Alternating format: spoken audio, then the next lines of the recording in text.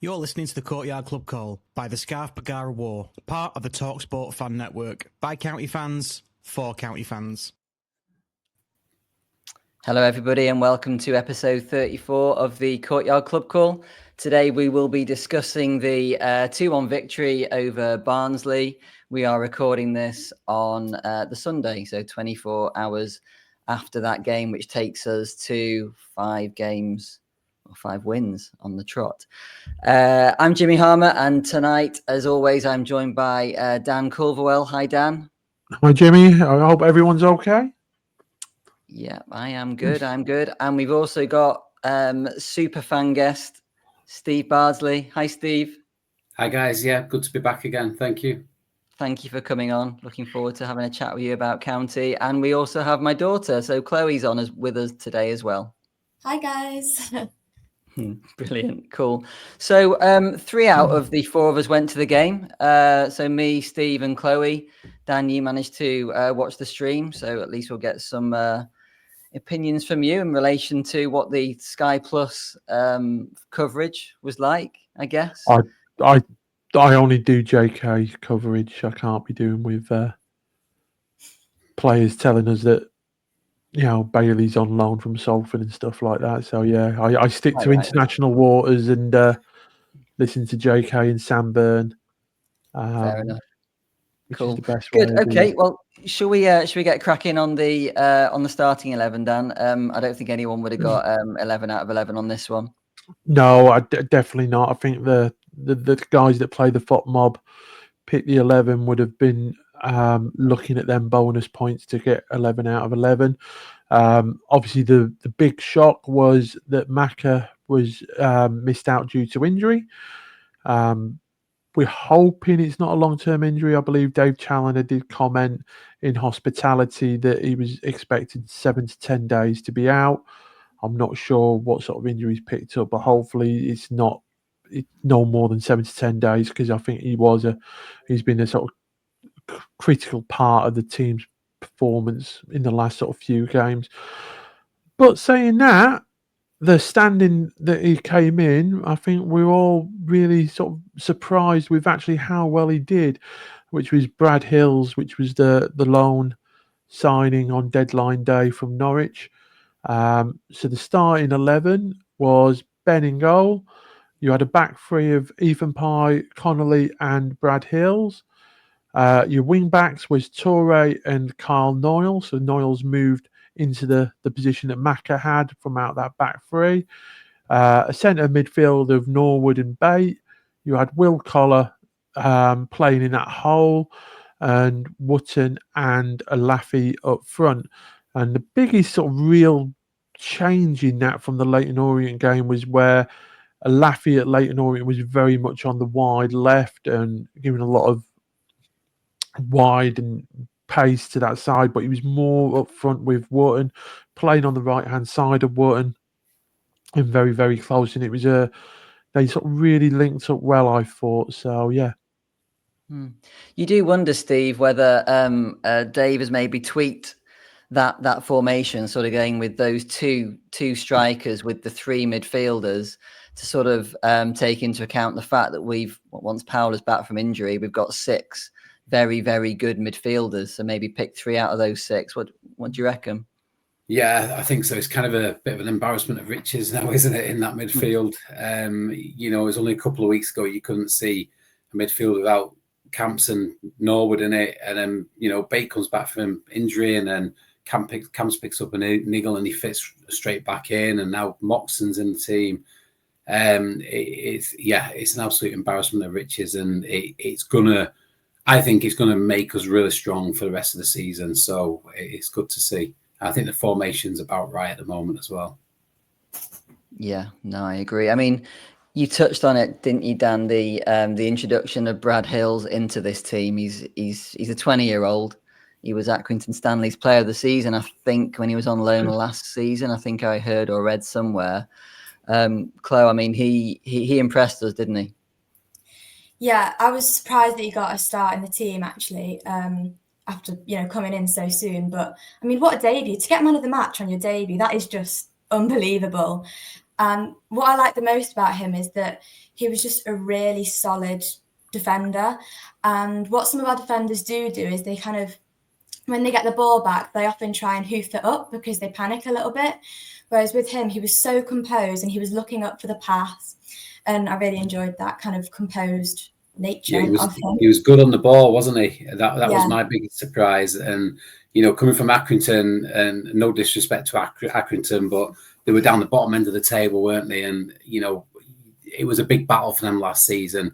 And it was probably, backs against the wall kind of team, but he could play. He could really play, and it surprised me really of all the kind of loan signings we've had in at the back over the last couple of years. It really surprised me how good he was. That was excellent. I mean, obviously where we're located in Lowestoft, Norwich is only down the road as such, and I've spoken to a few Norwich fans, and they really, really highly rate him as one for the prospect for the future. He likes to play out physique wise. Like I said, we've seen the difference between the levels of the divisions as you go up. The players are looking more like athletes, 6 foot plus each, and really strong physique, and he fits that mold. And it's the same again. He just ticked all the boxes. Didn't back out of a challenge. Playing up against Keillor-Dunn, which we know is a pain in our asses as a county. He always scores against us, did again. But I think 9 times out of 10, I think he had Keillor-Dunn really sort of in his back pocket for most of the game. So, yeah, everything to like about him. And same again, you look at that team and you look at players that miss out due to injury and no fault of their own, but how does Horsfall get back in that team? Yeah. And, I mean, for me, at the moment, he doesn't, and I think it would be terrible to sort of drop Connolly just because Horsfall comes back from injury. And this is what Dave wants. He wants a squad that are hungry, squad that are competing. You could argue this is why he signed Sam Cosgrove. I mean, this is a kid or a guy, he's 27 now, who I think Aberdeen sold him for £2 million, I think it was. So he's obviously got something about him, and you aren't going to pick up a 25-goal striker in January, are you? Let's face it. So a lot of people on socials have been like, oh, this Sam Cosgrove guy looks like he can't hit a back barn door and might be a bit of a donkey. But no, I don't see that at all. I see him as a very, very capable, maybe understudy to begin with to Wootton. But who knows, if he puts some good performances in, well, Wootton's looking over his shoulder, isn't he? And that's what you want. You don't want players to be comfortable and thinking, yeah, I'm a shoo-in every week. So I'm really excited to see what he can do as well. It does give us more I was just going to say, it does give us more flexibility as well if Wootton does end up getting injured, because obviously he's been playing a lot of games recently, as he was kind of our best option for that kind of position. And the way that we want to play. So the fact that we've got him now, that just gives us a bit more kind of something to fall back on in case he does get injured. And just one other point on that. I mean, I'm a big Wootton believer. I think he's awesome player. He's awesome part of the team. But it was only 2 years ago when he got that injury in the season we got to the playoff final. And we were never the same without Wootton. And we need somebody to fill in if he can't play. So I think it's a great signing. I mean, you have to wait and see how he fits in. But it's much needed for sure. Yeah. You've got to remember as well that players like Cosgrove and Wootton, they're important from opposition set pieces as well. Having a player of that height and stature and build being able to help the defence defend, that's potentially worth 1 or 2 goals a season as well, which is obviously very important. Cool. Okay, so we've talked about 2 of our home debuts. Let's talk about Moxon when we sort of get into the second half, because he didn't come on until about 65 minutes, I think it was. So first 25 minutes, Dan, pretty cagey, I thought. Is that how it came across to you on the TV? It was, I wouldn't say cagey, it was more probing and trying to work out what threats that Barnsley had. I didn't feel that at any point that they were dominating us. I know on the stats they've had more possession and more shots on target, more shots than us and stuff like that. But I just never felt at any point that they were really a threat. And we had gears. We were still in second gear, trying to probe it a little bit and trying to work out what their formations and threats were. But yeah, I don't know if it was the 12:30 kickoff or not, but we didn't set off like we did in the last few games in the sort of like against Leyton Orient, where we were really at it from the first minute and sort of winning corners and throw-ins deep in the half in the first couple of minutes. This was a little bit more of a slower build-up. Yeah. So we, as you say, it's a bit of like a chess match, I guess. Sort of both of us sort of trying to work each other out, and then pretty much out of nothing, Chloe, we scored on 29 minutes with. Was it a good assist from Bate or not? It was, what an amazing ball! Like just showcasing his talent, like he always does, really. And we have to remember as well. I mean, what brilliant strength from Tanto as well to be able to put that away, because he still had a lot. As good as the pass it was from Bate, he still had a lot to do. He had to beat that defender, and then by the time he'd beaten that defender, it was a bit of a tight angle, but he just smacked it and it went in, and it was just brilliant goal. Yeah, straight through the keeper, wasn't it, Steve? He had no chance, did he? Yeah, it was awesome. And what really pleased me, I mean, I was right where I sit in the main stand. I was right behind Bate when he made that pass. It was phenomenal. But what really pleased me about Tanto was he's bagged a few lately, but they've been a little bit like stealing a goal off somebody else, maybe, or a little bit of a tap in. But this was a Tanto goal, and he needed that. And it's like I was so impressed. He hit it first time. Once it sat there. And I think we'll see quite a few more now from Tanto. It'll do his confidence a world of good. Yeah, he's definitely. on fire. That sounded awesome as well in the ground. It really did. Yeah. Pace and power. Typical, like you say, a typical Tanto goal, really, for me. And he needed it. I think that sort of goal. He put a lot of good work, I thought, against Leyton Orient. Made some really good runs.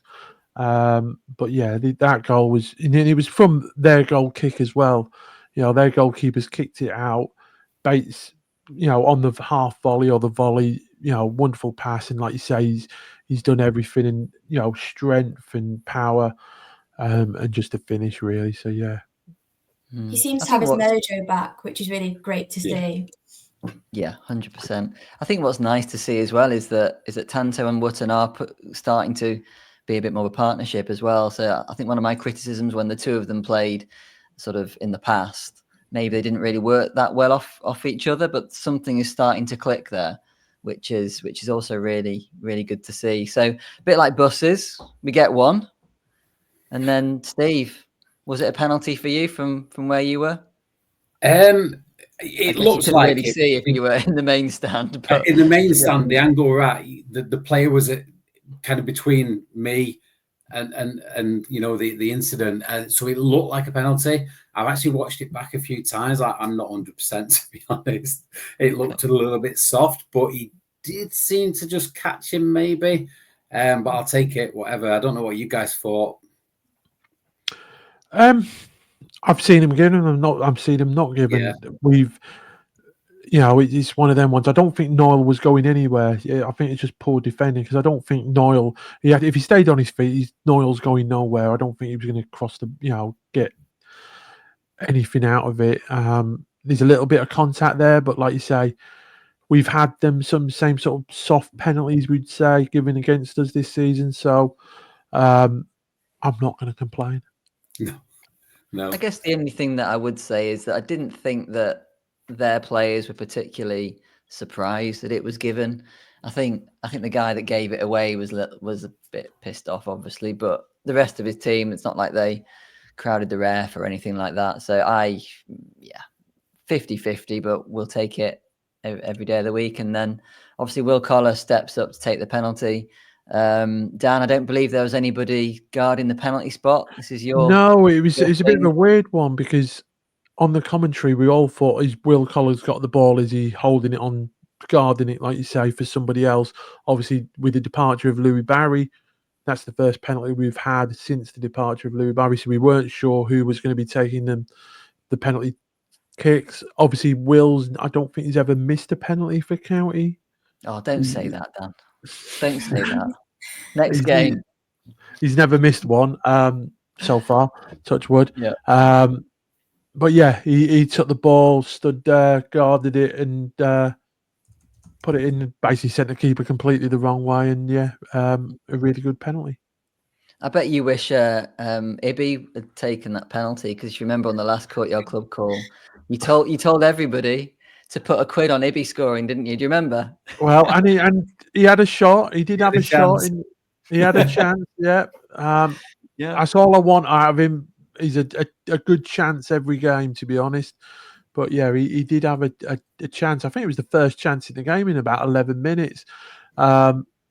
And at that point, it was like, if you put a pound on him, I'm sorry, because that was probably the worst pound you've ever spent in your life, because I think it was still sailing way over the railway end. And more looking like doing damage to the scoreboard than anything. Yeah. Well, it was a top penalty anyway, so that put us 2-0 ahead. And we had a great chance just before the penalty as well, didn't we? I don't know if you remember, because there's a lot going on in that 2 minutes, but Noel had a great chance. Yeah, no, he did. So, I mean, that first half, from a stats point of view, sorry, Russ, we're still using FOTMob. I know that you said on the Wednesday pod that we may look at somewhere else, seeing as Ben was the man of the match for the last game. But first half stats, this is just unbelievable. So ignore possession, means nothing. But XG 1.65 to us, 0.02 to them. We had 9 shots. They had 1. 3 on target, obviously scoring 2 goals. They had none on target. And yeah, a couple of big chances. So we absolutely hammered them in that first half on everything apart from possession. They had 54% possession. Going into half time, Chloe, could you see us sort of kicking on with that and maybe getting a few more goals, or were you a little bit apprehensive that maybe Barnsley might come back into it? Bearing in mind that they're a very good away side. They've won, I think it's 8 games this season away from home. They were like 3rd or 4th in the away form table. I wasn't necessarily expecting us to score again, but I wasn't expecting us to concede either. So when we did concede and we kind of got rid of that opportunity to get another clean sheet, that was a little bit disappointing. But obviously getting 3 points is more important. But I did have confidence in the team, definitely. But I didn't necessarily think that we had that many more goals. And it was maybe 1 more goal, perhaps. But that's my personal view. Yeah, that's good. So I mean, the second half started. I think they might have made a sub or 2. Can't really remember. Don't really care about them. They took their debutant striker off that had number 33 on as well. Okay. The one that they got from like the 2nd division in French football and stuff like that. Everyone was moaning about that he got whipped off at half time. What, they were moaning that he shouldn't have been whipped off at half time? Or? No, they were moaning that they signed him because he was a transfer deadline day and they needed a proven goal scorer, and then they brought in a player that nobody's heard of before. So, he got sort of pulled off at half time. But it was a bit of, like I say, for me, at half time, I'm sort of quite excited. I'm thinking 2-0 here. This could be 3, 4, 5-0. I'm looking forward to seeing, say, Moxon coming on as a sub, looking maybe at Hamilton to come on as well at the half time. And I'm getting a bit giddy, to be honest. I'm sort of looking forward to the second half. And then it didn't really happen, did it? I mean, Dave has said in his post-match, well, he was more than disappointed, wasn't he, Steve? I think this is although we've got 5 wins on the trot, it's probably, is it the 5th game, certainly the 4th game on the trot where we've been like amazing first half and just not turned up second. Yeah, and he's right, but I wouldn't say we didn't turn up, because like you kind of touched on it, they're a good away side, they're no mugs. They're expected to be in the playoffs this season, and they came at us. And then you've got a different job to do, haven't you? You've got to work out how you defend it, how you combat it. I think Dave made some good comments where I think we kind of put the ball forward a little bit too much. When I think he said, you've got to kind of trust yourselves a little bit more, believe in yourselves, and play it out. a little bit better. And I think we could do that. But, did we ever look really at threat? I think Ben actually did have to earn some money this week, so he had to pull a few saves off, but they weren't wonder saves. I mean, he just did his job really. There was that save where it was like going right into the bottom corner, and Ben. Yeah, and he went across to the left, was it? Yeah. But and the good saves, but I don't know. It was just what you'd expect, really. I was just a bit disappointed we couldn't have got an early goal and just kind of kill off the game. But if you don't get that, then you have to deal with it, don't you? And then you have to work out a way to play. So I had no issues with it, really. I didn't feel too threatened by them anyway. I think they changed their formation at half time and they came out, obviously, with a rocket up their arse, basically. And the big difference I thought between the first half and the second half for Barnsley was the second half, their influential players were starting to get a little bit more of the ball. Phillips, O'Keefe, I think O'Keefe's got the most assists in the division or something like that. So them influential players for Barnsley, Keillor-Dunn, was starting to sort of pull the strings a little bit for me, and they played their way back into the game, should we say? Yeah, and it was a bold move, wasn't it, to take Noel off? I assume that was to rest him for Tuesday, but we kind of had no wing back then, and Keillor went into that position, and I think he was up against Keillor-Dunn. But he did okay, but it was a bit risky. Yeah. I thought it was interesting how Moxon for 5 minutes played right wing back to begin with, and he looked like he'd never played there in his life. And it didn't take long before someone said, "Well, you just get over there instead, please." And Owen looked a lot more happy when he sort of played a little bit more central. I mean, in fairness, their XG for the second half was 0.99. They scored a goal, so there we go. But 11 shots they had, 5 on target. We had 1, and we had an XG of 0.03, which really is quite damning. I mean, Dan, what did you think about his subs? Because obviously he's tried to bring Diamond and Hamilton on in previous games, and they have not been able to affect the second half like Dave wanted to. So he basically stuck 2 fingers up at them, and he decided to bring on Benny instead, effectively, as our attacking option. Yeah, I mean, obviously 67th, 68th minute, you've had Moxon and Benny come on. Very surprised that obviously Anderson's come on. In all fairness, I was sort of looking forward to, like you say, seeing Hamilton come on. 80th minute, he's then brought Bailey on. I can understand why he's brought Bailey on, because, like I say, I always think he's a tidy player. He doesn't lose the ball. He keeps the ball moving and gives you that control. So I was just surprised Anderson come on, to be honest. But I suppose at that point, with 2-0 up, it's an opportunity to get his home debut in. I'm not going to be upset that the lad's been given the opportunity. Moxon, I think we've seen glimpses of him. Like I say, Toby commented as we're watching and goes, "Oh, he likes to tackle, doesn't he?" And I said, "Yeah, he does." But obviously the subs that weren't used was obviously Corey on, obviously the goalkeeper, Ryan Rydell, Jack Diamond, and Hamilton were the sort of like the 3 outfield players that weren't used. Was I surprised? I mean, like I say, I think Rydell could probably do a job as right wing back if need be. If you like you said, you've seen Keillor struggle there on Moxon. I'd rather see Ryan given that opportunity as a right wing back, or move Torre as right side. Yeah, Torre's played it a couple of times. Yeah, we've seen Torre play there. That might have been a better option, just to give it a bit more, shore it up, and a bit more balance and defensive. But it's lessons learned. We all listened to Dave's post-match interview, and we can all tell that he wasn't happy with certain aspects of that second half. So, and that won't just be from the players. I think obviously the coaching will have a look at the decisions they've made as well, and reflect on it as well. Yeah, I mean, Hill's obviously had a stellar first half. Nobody got past him at all. Second half, he got caught maybe at the back post a couple of times on some of their crosses. But he, I mean, do you think, Chloe, he did enough to be man of the match in the end? Yeah, I think. Well, me and you were saying near the end of the game that he's like, what a shift he put in. What a game that he's had, and yeah, he does deserve man of the match. I think another contender could have been Tanto, not just because of the goal, but just because of, the work he does off the ball is just outstanding. Like, tracking the ball down and putting that pressure on the opposite team's defence. So yeah, Tanto or Hills. I agree with Tanto. I had him down for my man of the match. It was between Tanto and Pai.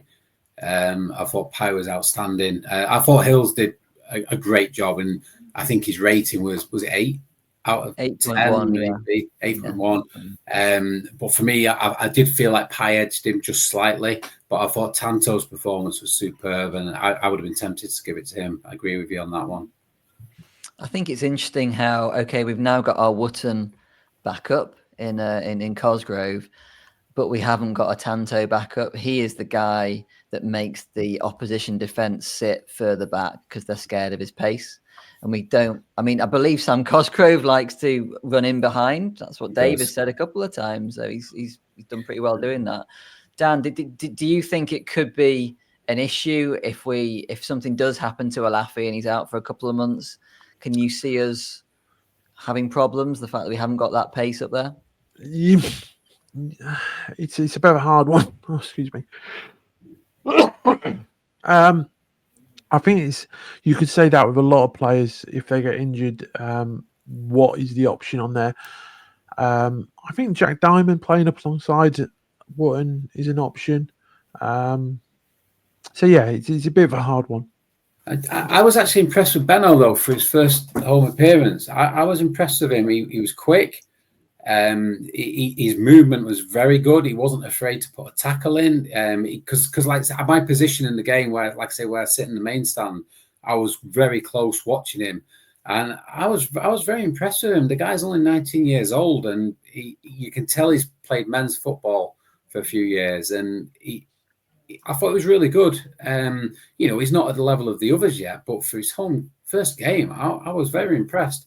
I think we'll probably see a bit more of him.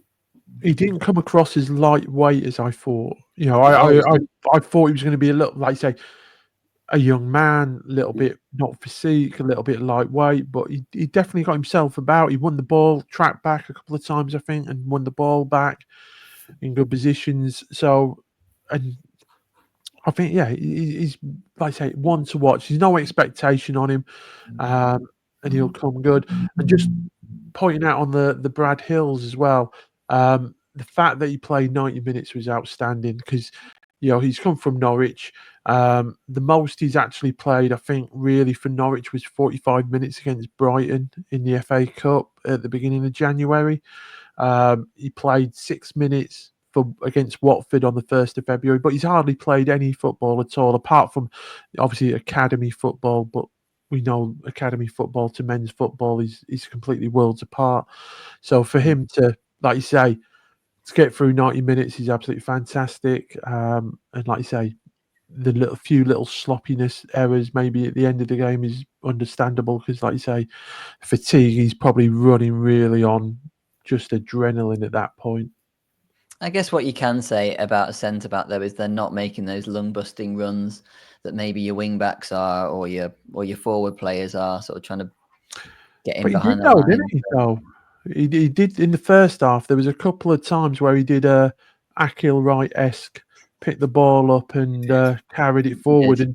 And that's times we have lacked that very much of when the easiest way to break the press is just to carry that ball. But that's why Pai is so effective, isn't he, Steve? Because he does break that press from that side. So yeah, if we have got Brad Hills doing it from the other side as well, that's a completely new. I think it was quite. I don't know if you listened to Dave's interview, and I got the impression they considered putting Brad Hills as the centre back, but they didn't want to kind of move Callum out of that position, Connolly. And I don't know if you remember the Birmingham away game. That was the first time I think we were without Horsfall because he was suspended at the time. and they played Ethan in the centre position, and it really impacted us not having that guy who could carry it out from the left, and I think it really impacted us. And then since then, when they didn't have a Horsfall the second time round, then he put Connolly in the middle, and Connolly's never looked back. He's superb, but to have that balance of Ethan going from the left and Hills from the right was superb, and Connolly likes to put a ball in as well. He can pull out a pass when he wants to, so it's very promising. I think another thing that was, just going back to Hills, I think another thing that was quite impressive about him was the fact that he just really slotted into the team really well. You kind of worry at first when you bring someone in and you give them a start that, well, clearly he's fitting well in training to get that start, but you do sometimes wonder how he's going to fit into the team, but just slotted in perfectly, and that was quite impressive as well for me. That is a really good point, especially for one who is only 20 years old. And I actually thought that we'd seen the end of very young centre-back loanees with Will Fish and Rhys Bennett. The other one? Sorry? Rhys Bennett, wasn't it? Rhys Bennett. He came on against Tranmere. On Yango, you could argue as well. He had one good game before he got injured. Yeah. So I was thinking, okay, yeah, we'll be seeing a lot more experienced central type defenders, and then maybe the youngsters will be in the forward positions where, okay, you can probably handle a little bit of rawness to them. But yeah, I mean, I believe I've been after him for a while as well, from what Dave has alluded to. It's just not quite worked out yet, but. But we find that with a lot of the signings, don't we? I mean, these fans that lose their mind that we don't sign players or we're not bringing players in, but the amount of work that's actually background history, and like I say, Brad Hills, I think Dave said that we inquired in the summer for him. They wanted to keep him there for a bit, and then we inquired again in January, and they may said it might happen if they can bring a replacement in. And obviously that's why it was a deadline day signing, because obviously we're waiting, as Dave says, the dominoes to fall. But it's quite, a lot of these signings, there's so much homework and background, and we're not just signing players on the off chance. We're actually doing sort of due diligence on the players, and we have to have that trust that they've seen something and they like something. They're not going to get them all right. We might get one player that plays one game and then disappears off the face of the earth. But they're doing their due diligence on them, so it's interesting. So we've talked about those players. So Moxon, obviously, a lot more difficult to really get anything from. He didn't play that many minutes. First couple of touches looked very rusty to me. He's not played that much football, has he, Steve? I don't think at Portsmouth. I'm not sure. I did look, and I'm not sure what he's played now. He seems to have started a few games and had a bit of a break. I'm not 100%, but he looked. My observation of him was I thought he looked busy. He got in there, he got involved. He didn't look out of place. And like you say, if he's not been playing a lot of football, he's only going to get stronger and stronger. So it looks like it. I mean, we know his pedigree. We know, like you're saying, Dan, they do the due diligence on the players. We know we've seen him against us for Carlisle. We know how good he can be. And I think he's just one that the more he settles in the team, every game you'll see a little bit more out of him. No, sorry, you go, Chloe. I thought he looked very lively and very energetic. But I mean, of course he would be coming on with only 20 minutes left. But I definitely thought he looked quite positive going forward as well, which I think is great to have. A great addition. Yeah, he wasn't looking back, was he? And I think he linked up nicely with Bate as well when the two were on the. Did Bate come off in the end? I'm trying to remember. Was Bate substituted in the end? Did he come off for Bailey? Yeah, for Bailey. Yeah. So I think they only had about 10 minutes on the pitch together. Yeah. But probably only 5 minutes when Moxon was in the centre of the field because he played the other 5 minutes at wing back. But I just remember they had a couple of really nice link-ups between the two of them, moving the ball and allowing us to sort of stretch the play from one side to the other. So, yeah, it's really exciting, isn't it, guys? Fourth. Okay, so let's talk about, we'll talk about the man of the matches first, then a quick ref watch thing, and then we'll have a quick look at the table as well and sort of see where we might finish. So, Chloe, Who do you think was your man of the match? Well, I kind of have said a little bit before, but I definitely think Brad Hills did deserve it overall. Although Tanto was really good. I mean, it's a pity we can't pick two because obviously it'll be Tanto and Brad Hills. But yeah, Hills definitely deserves it. Steve, are you sticking with Tanto? Yeah, definitely sticking with Tanto. Like I say, I was impressed with Pye, impressed with Hills as well, and Connolly, to be honest. But Tanto for me kind of edged it. The whole team was great, to be honest. Yeah. I can't think of anyone who I thought, wow, they had a bit of a bad game. Yeah. Yeah, I mean, I've gone with Brad Hills as well for a debut. I don't think, strikers, obviously, it's a bit easy for them on debut. If they score, then obviously they get man of the match. But for a defender to slot into that sort of formation in that team, and like I say, you look at him and you think he looks more 30 than 20, to be honest. So yeah, definitely Brad Hills for me. Yeah, he looks like a giant Ollie Crankshaw, doesn't he? Yeah. I think that's the hair, definitely. Yeah. Yeah, okay. I'm going Brad Hills as well. So FOTMob went with Norwood. It's unbelievable. An 8.7 for Norwood. He played well, don't get me wrong, but he didn't score, he didn't assist. So yeah, I'm not sure what's going on there. Hills got an 8.1. Cool. Okay, ref. I thought the ref did really well, but I would say that because he gave us a penalty. 8 out of 10 for me. I thought the ref did well as well. He let the game flow, which I know Dad likes that as well, but I really like that as well. I hate it when it's all itty-bitty and, all these free kicks and things that some referees like to give. I don't think he gave a single card, did he, throughout the whole game? Yeah, no cards for either team. But yeah, I thought it was brilliant. But obviously, again, because he gave us a penalty, so that's always going to bring up his marks, isn't it? No, I mean, for me, he let the game flow. Like you say, no, didn't give any cards out. He's another one of these refs that have refereed a lot of lower league games and National League games already this season and in previous seasons as well. So he's not a referee that's done much above League One, if anything. So yeah, I thought he had a good game. He let it flow. Like I say, the penalty, I've seen him giving him, I've seen him not. So I wouldn't, if he didn't give the penalty, I wouldn't have been upset about it. And same again, if he'd given it against us, then I wouldn't be upset either because, like I say. So yeah, I thought it was a steady game. There was nothing howlers. He didn't get in the way of the ball for a change. There was no silly drop balls, I don't think, or anything like that. So yeah, that's just how I like my referees. Just absolutely oblivious, to be honest. Yeah, I didn't notice him, so that's always a good sign.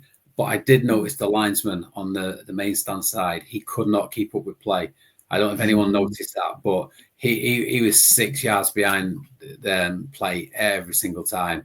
And some very kind of dubious decisions on that side. But apart from that, the referee was fine. Yeah. Cool. So moving on to the table, we're fourth in the league, 2 points behind Wrexham, although they played a game less than us, and we're 6 points behind Wycombe. Again, they played a game less than us. I think I'm going to ask this pretty much every Courtyard Club call now, but Dan, Chloe, do we think automatic promotion is a chance, or do you think that's just a little bit too far? I think playoffs, definitely. I think at the start of the season, I personally was thinking probably top 10 would be quite good for us, being back in this league after a long time. But I think automatics is just a bit too, especially with Birmingham and Wycombe, they're just of another level, I think. And I think they're just too hard to catch now. I think they're too far gone. But I definitely think playoffs. I think you've got to look at that table, that top 7, with Bolton being in 7th. We've got to play everybody in that top 7 apart from Birmingham, because obviously we've played them twice. So, Wycombe, last game of the season, we've got to play Wrexham yet. We've got Huddersfield Town, Charlton and Bolton all to play. It's in our hands, basically, for me. We've got 3 games left for this month. 3 away games. If we can come away with them 3 away games with 7 or 9 points, then it sets up a very, very exciting end of the season. And we go into March with basically March and April. The football season finishes the first week in May, so it comes thick and fast after these 3 away games. So we're playing Tuesday night, Bristol Rovers. Should have a quick score prediction, Steve. What are you going for? 3-1 to us. That is exactly, I'm not just saying this, but that is exactly what I was going to say, 3-1. Okay, well, Dan's swinging a glass of water, getting ready to announce. I'm going 2-0. So I had 2-0 for Saturday. I'm going 2-0 again. Bristol Rovers are a bit of a weird team. They've found a little bit of form lately. The last 5 games, they've won 3, lost 2. I think they've brought in a few sort of decent signings in the January transfer deadline day. So, like all the teams at the bottom, they've all sort of picked up a little bit of form. The only team that obviously, once they've won the Edgeley Cup, Mansfield have completely gone to pot since their victory against us. But everybody else are finding, picking out results every now and again. Exeter a little dropped off a little bit since the last sort of 5-6 games. But yeah, that bottom 3 or 4 seems to sort of pull out results left, right, and centre. And if Crawley could defend as well to the very last minute of the final whistle, then they would be a lot higher up the table as well. But yeah, it's exciting. There's no gimmies in this division. Everyone's fighting for something at the moment, and like I say, it's all in our hand for me. You look at them sort of, Wickham on the last day of the season. What a game that is going to be. Wrexham away, we expected to lose because that's Wrexham away. You got Huddersfield Town at home. The Charlton Athletic game has now been moved to a 12:30 kickoff, and obviously Bolton Wanderers away as well, which will be another massive sellout. I think County Faithful will pack that out, sell all the tickets. So yeah, it's really, really exciting. Good. What do you all think of 12:30 kickoffs? Because I quite like them because it means you've kind of got the rest of the afternoon. Tanto actually alluded to this in his interview. I don't know if you watched his post-match interview, but he said he quite likes them because he's got kind of like the rest of the day to relax and do whatever he wants, basically. So what do you guys think? Yeah, I enjoyed it. I wasn't sure what to think about it, but it was good for me. So kind of get to the game early and then get back and then kind of study all the other fixtures that are going on. So it was quite nice. And I don't know if anyone listened to the Fraser Horsfall interview with Russ about a month ago. He said exactly the same thing. He likes the early fixtures. So it's interesting. But I do like kickoffs, but it was nice. Yeah. I hate them. The simple reason why is because I finish work at 3 a.m. on a Saturday morning and then getting to Edgeley Park for 12 o'clock is just not going to happen. So I hate them on that aspect. The wife likes them because that means I'm at home and I can do some jobs after the game. But yeah, no, it is what it is, to be honest. It's it's the price of football nowadays and being in higher divisions. And even in the National League, I think we had 12:30 kickoffs. We had a lot of 5:15 or kickoffs or 5:30 kickoffs, but we've had early kickoffs before, and it's the nature of the beast, isn't it? Cool. Okay. Well, I'm going 2-1 for the game in midweek, and then it's Wigan, isn't it? So, Steve, are you going? Yeah, going to Wigan next week. I think we've got about 3,500 tickets, haven't we? 3,500. I believe there's 500 more going to be released at some point. Me and Chloe will be there. Dan, you can't make it, can you? No, I'll be there. I'm there. I'm there. Yeah, I'm there. It's me and Toby will be there. We're driving up, so we'll be there, and so we'll be looking forward to that one because that's one stadium I've been there before, but it's a stadium that Toby hasn't been. So we're looking at, and then obviously the week after is Cambridge, which is like a home game for us. It means that we'll be actually home for 7:30 at night, so that'll be good as well. Cool. Okay. Well, thank you everybody for joining me, and fingers crossed for another 6 points in these next 2 games. And I'll speak to everybody again soon. Cheers, guys. Cheers, guys. Thank you. And that's a wrap for this episode of the Scarf Bagara War. We hope you enjoyed the podcast. Remember, you can catch us every week on your favourite podcast platform, whether it's Spotify, Apple Podcasts or Google Podcasts. And a huge thank you to all of our Patreon members. Your contributions help keep the show running to bring the content you love. If you'd like to support the podcast and get access to exclusive special guest episodes, ad-free podcasts and a monthly giveaway, head over to patreon.com/the Scarf Bagara War. And don't forget to follow us on social media for updates, behind the scenes content and more. You can find us on X, Facebook and Instagram, all at County Podcast. Lastly, if you enjoyed the show, please leave us a review and share it with your fellow County fans. Your feedback helps us improve and reach more listeners. Thanks for tuning in, and we'll see you next time on the Scarf Bagara War. Come on, County!